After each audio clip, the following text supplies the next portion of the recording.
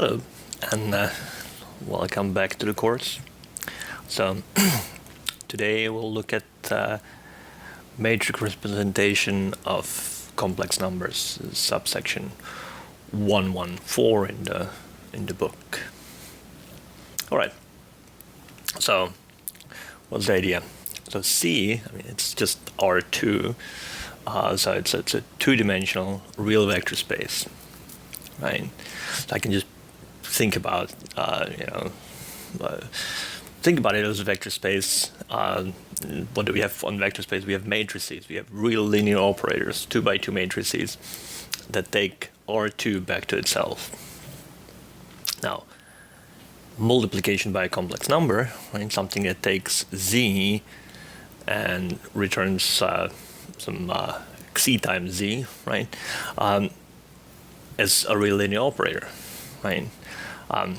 It's a complex linear operator, but in this case, if we're just thinking of C as a two-dimensional real vector space, it's a real linear operator, right? So we're linear with respect to the real number. So thinking of everything just as R2. I actually have a formula for it if I know what C is, right? How do I know the formula? Well, just write it down. If you look at, let's suppose that C is this A plus IB, right? So how does it act on, so Z would be C plus ID, right? So what is this C times Z? Well, you just compute it, and you get this formula over here. And well, you check that that's exactly the same formula as you would get if you multiply this matrix A minus BBA by the vector CD, right? So, well, that's both a proof that it's a real linear operator and actually computing it. So we can think of complex numbers as these 2x2 matrices, and this is precisely, it's a real linear operator is a multiplication by a complex number if and only if it is a matrix of this form, right? Further. Now, a couple of the sort of the basic basic complex numbers. One is just the identity, right? Well, multiplying by 1 just gets you back the same thing. Multiplying by I is this rotation matrix over here. It is rotation counterclockwise by 90 degrees. If you sort of remember how rotation matrices work, although we don't necessarily need to worry about it. All right, so those are sort of our two basic constants. Now, C can be identified as a subring of the set of 2x2 matrices, right? So we'll write it as M2 of R, right? So these are the real 2x2 matrices, right? That's a ring. So we could have a subring, right? It's the subset that's still a ring. And so we can identify C with that. It's actually a field, right? Because we know that C is a field. And multiplying the matrices, right? These guys itself is precisely the same as the multiplication by C, and you can sort of see it already. Over here, this would be, if I write down the matrix corresponding to C plus ID, the first column of it is precisely CD, right? And you can see that that's the correct first column of the product, right? And the other guy works exactly the same, except it's basically some sense multiplied by I, right? So now complex conjugation, that's real linear. It's something that takes Z and gives you Z bar. It actually has this, it's this matrix, and you can see that that's not one of these guys, right?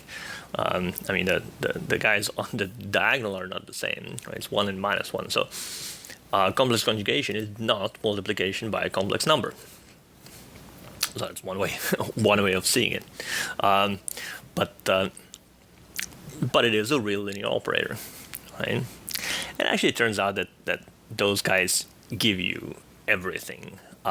If I have any real linear operator, you can construct it out of multiplication by complex numbers and complex conjugation, right? So any real linear operator actually has this form for two complex numbers, xi and zeta, right? So you take z and you give me xi times z plus zeta times z bar, and those are, that gives me all the different,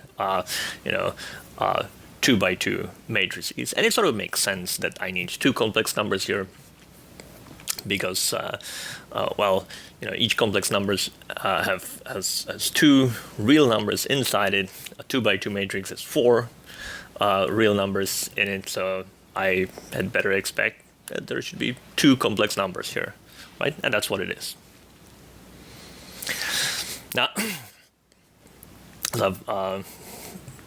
for the easy exercise, just to compute, or it's really easy exercise, it's really just figuring out how to write things.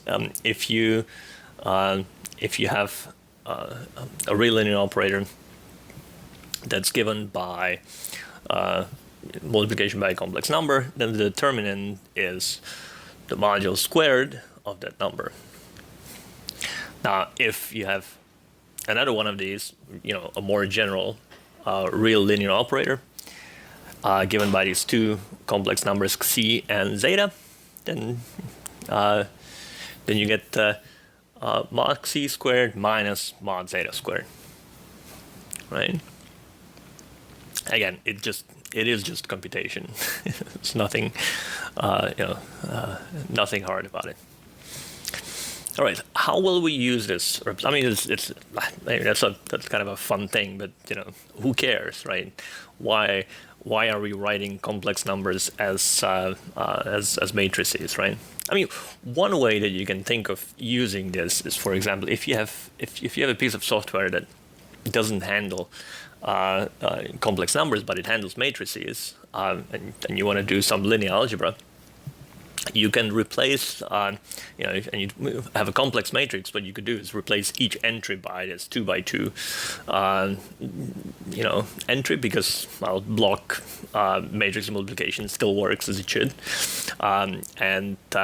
so you can, if you know how to handle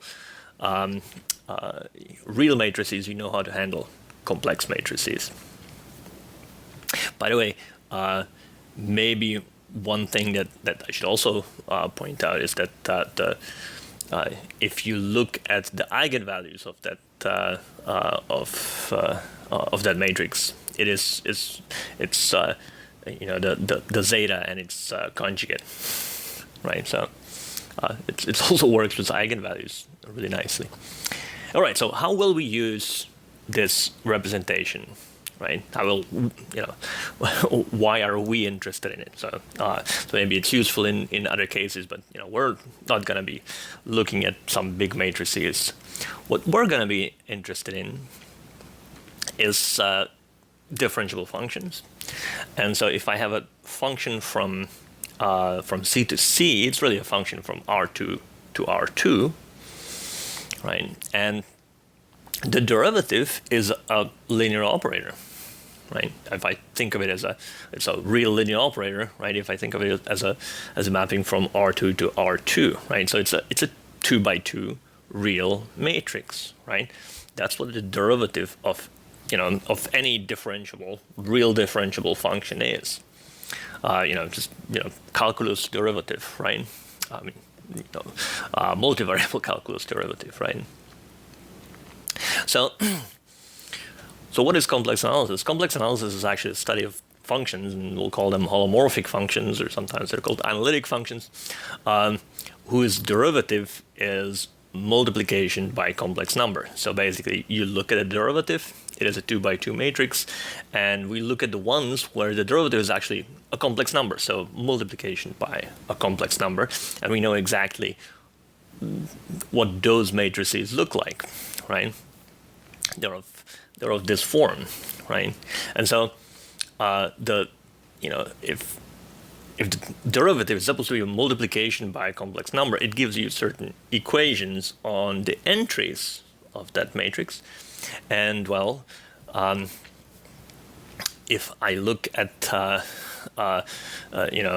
derivative, what is the derivative? Well, the components of the derivative are partial derivatives of the real and imaginary part. So this is really going to give me some system of partial differential equations, and so some PDE, and those are precisely the famous Cauchy-Riemann equations. So those are the equations that we really study. I mean, in some sense, this is we're studying one partial differential equation. That's what we're doing. All right. So next time, what we're going to look at is we're going to look at start looking at one of these functions that we're going to study. We're going to give one definition of it. This is the complex exponential. So we're going to look at the complex exponential, and then we'll look at what's actually related to that, and the reason why we need to give sort of a quick definition of it. We also want to look at polar coordinates for complex numbers. All right, so that's coming up next next time. All right.